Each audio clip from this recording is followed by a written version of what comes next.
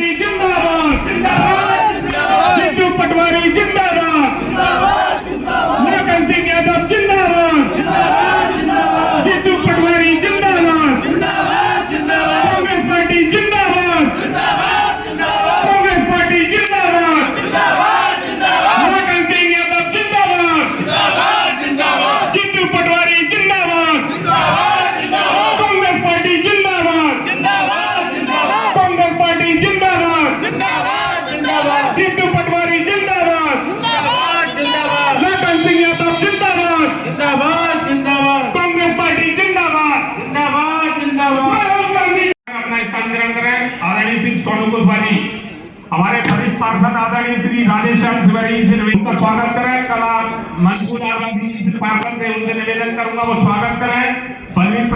श्री अपनी साधवासी पार्षद जी से निवेदन करूंगा स्वागत करें। मुश्ताक खान जी से स्वागत करें। रवि जैन साहब स्वागत करें।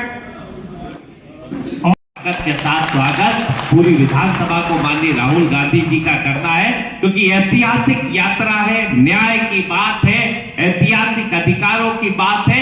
एक एक घर घर जाए, लोगों को हम बुला के लाए और इस पौना के अंदर पूरे यहाँ से लेके वहां तक होर्डिंग, बैनर, पोस्टर के साथ हमारे कांग्रेस पार्टी के झंडों के साथ और एक एक व्यक्ति को इतनी ताकत के साथ लाए कि उस दिन यहाँ पे पैर रखने की जगह नहीं बचे और पूरी ताकत के साथ इस आयोजन को सफल बनाए। अंतिम शब्दों के साथ अपनी बात खत्म करूंगा कि जो सफर की शुरुआत करते हैं वही मंजिलों को पार करते हैं।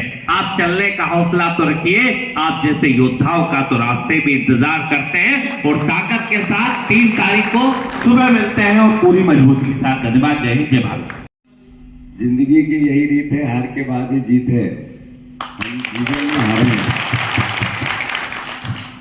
चुनाव मेरे पिताजी के, फिर सुधारना कि नहीं सुधारना? अरे बोलो यार। तो इसकी जवाबदारी सबसे पहले आप सबकी है। कोई सरपंच है, कोई जनपद के सदस्य हैं, कोई ब्लॉक के अध्यक्ष हैं, कोई मंडल के, कोई सेक्टर के हैं, कोई पार्षद है। तो आप सभी को मैं बहुत प्रणाम करता हूँ, क्योंकि मैं प्रदेश युवक कांग्रेस का अध्यक्ष रहा हूँ। तब भी एक बार पूना आने का अवसर मिला था।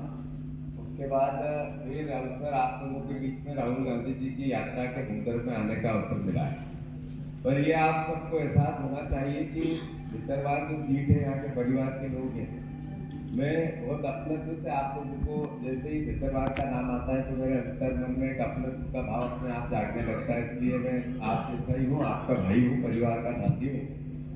और क्योंकि अभी राम सेवक हमारे संजय को हमने एक बार ये बात करने की नहीं है, इस बात पर हमने यूथ कांग्रेस के प्रदेश युवक कांग्रेस के अध्यक्ष का चुनाव में खूब पूरे प्रदेश के नए लड़कों ने मदद की थी।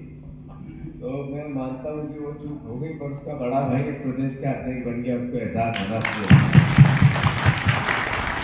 और लाखन सिंह जी का जहाँ तक प्रश्न है, बहुत पारिवारिक रिश्ते हमारे संजय के पिताजी और मेरे को खूब रिश्ते रखते हैं। इस नाते बहुत से आपके हमारी जितनी मैंने भूमिका बनाने की कोशिश की, इसका साथ से कह गई कि हम परिवार के लोग हैं, बस इतना ध्यान रखना है। हमारे विधायक जी के साथ में हमारे सभी परिवार के और साथीगण साथ में कुणाल ने अपनी बात कही।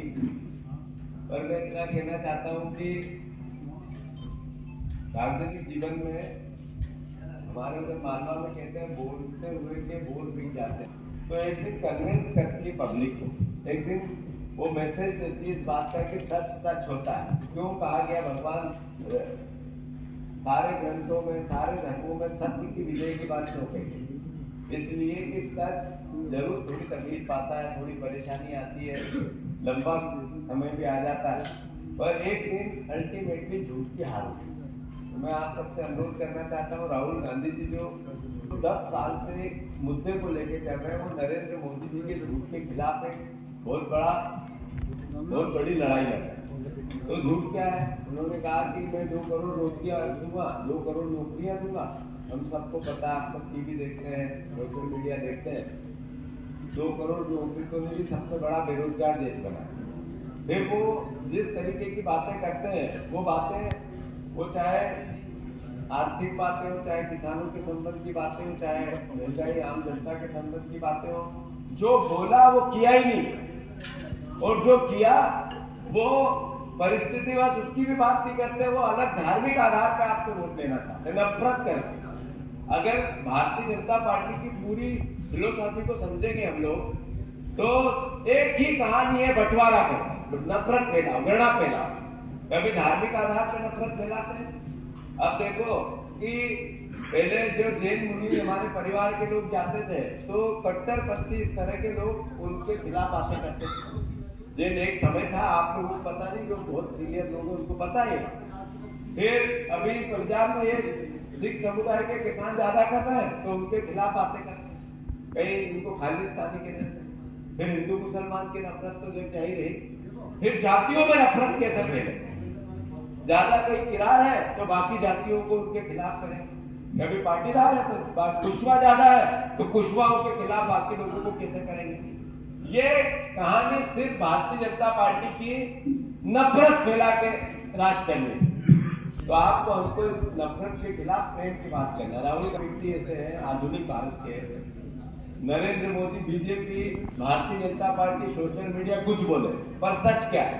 सच ये है कि कन्याकुमारी से कश्मीर तक एक व्यक्ति जो पैदल चल के एक ही बात बोलता रहा कि प्रेम की बात, प्यार की बात, मोहब्बत की बात, अपनत्व की बात, मिलकर रहो, नफरत रहित देश बना।